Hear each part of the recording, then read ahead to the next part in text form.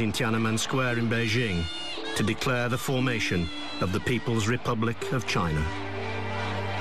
He is already surrounded by several layers of tight security, a reflection of his paranoia about his personal safety. Madame Lo Fu, a friend of many years, goes to see him and his wife, Jian Qing, on the eve of the declaration. He was in high spirits. When I asked about his health, Jiang Qing said he was all right, except he would tremble when he saw strangers. At first, I didn't understand, and I said, "But he looks all right today." Then Mao interrupted with a smile. "But you are an old friend, not a stranger." When Mao appears at the Tiananmen Gate of the Forbidden City, it is his first appearance in front of a large crowd. This unique colour film with original sound has only recently been found in the archives.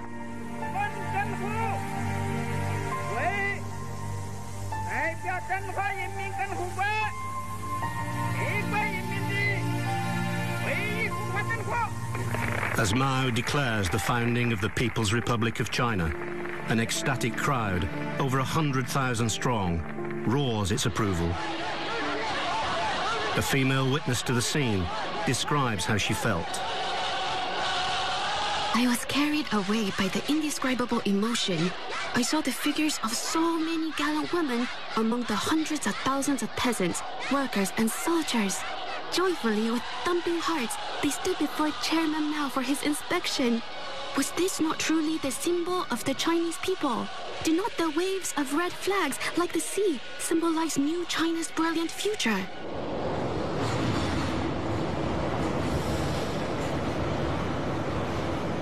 As Mao's People's Liberation Army wins more and more territory in China, he orders senior Communist Party officials into the newly conquered areas to begin the ideological cleansing of his people.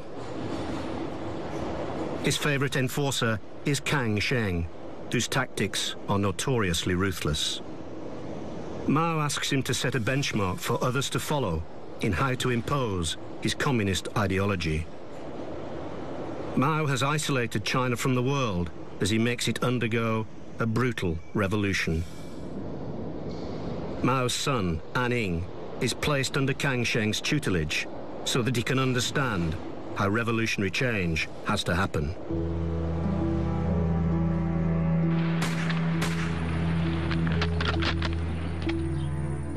Anning is 27 years old and a Second World War veteran, having fought for the Soviet Red Army on the Eastern Front against Nazi Germany.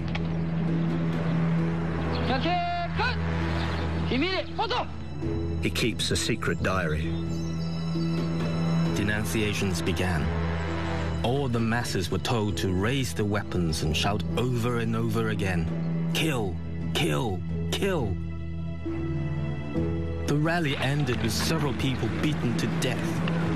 Some of the activists recruited were thugs and dregs, former puppets of the Japanese invaders. A young party official witnesses many of these denunciations. 4 people were hanging from a rope by their wrists, watched by every man, woman, and child in the village. One of them was a female landlord. In fact, she hadn't got much land. They asked her where she had hidden the grain. I knew she didn't have any grain, but they insisted and beat her. Her blouse was ripped off. She had just had a baby, and her milk was dripping. The baby was crying and crawling on the ground, trying to lick up the milk. People lowered their heads and couldn't bear to look, but were forced to watch. If they refused, they would also be punished.